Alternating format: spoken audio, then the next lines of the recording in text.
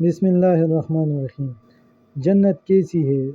رسول اللہ صلی اللہ علیہ وسلم نے فرمایا، اللہ تعالیٰ کا ارشاد ہے کہ میں نے اپنے نیک بندوں کے لیے وہ چیزیں تیار کر رکھی ہے جنہیں نہ آنکھوں نے دیکھا، نہ کانوں نے سنا اور نہ کسی انسان کے دل میں ان کا کبھی خیال گزرا ہے۔ رسول اللہ صلی اللہ علیہ وسلم نے ارشاد فرمایا، جو جوان کسی بوڑھے کا اس کے بڑھاپے کی وجہ سے احترام کرے تو اللہ تعالیٰ اس کے لیے ایسے لوگوں کو مقرر فرما دے گا جو اس عمر میں یعنی بڑھاپے میں اس کا احترام کریں گے۔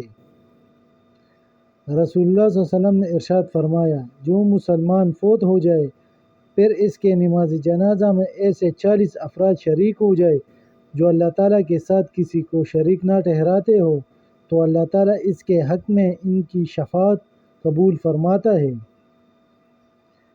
نیک بیوی کا مقام۔ ایک حدیث میں آپ صلی اللہ علیہ وسلم کا ارشاد ہے کہ جو عورت اپنے شوہر کی تابعدار ہو اس کے لیے پرندے ہوا میں استغفار کرتے ہیں اور مچھلیاں دریا میں استغفار کرتے ہیں اور فرشتے آسمانوں میں استغفار کرتے ہیں اور درندے جنگلوں میں استغفار کرتے ہیں۔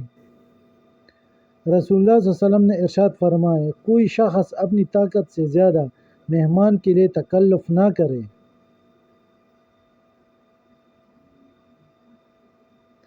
رسول اللہ صلی اللہ علیہ وسلم نے ارشاد فرمایا، جس دن زبانوں پر مہر لگا دی جائے گی اس روز انسانی اعضاء میں سب سے پہلے بائران گواہی دے گی۔ حضرت انس بن مالک رضی اللہ عنہ سے روایت ہے کہ رسول اللہ صلی اللہ علیہ وسلم نے ارشاد فرمایا، جس آدمی کو یہ بات محبوب ہو کہ اس کے رزق کی کشادگی کی جائے اور اس کے مرنے کے بعد اسے یاد رکھا جائے تو اسے چاہیے کہ وہ اپنی رشتہ داری کو جوڑے۔ رسول اللہ صلی اللہ علیہ وسلم نے ارشاد فرمایا، امید ہے کہ اللہ ہر گناہ معاف فرمائے سوائے اس شخص کے جو حالت شرک میں فوت ہو جائے اور جس نے جان بوجھ کر کسی مومن کو قتل کیا ہو۔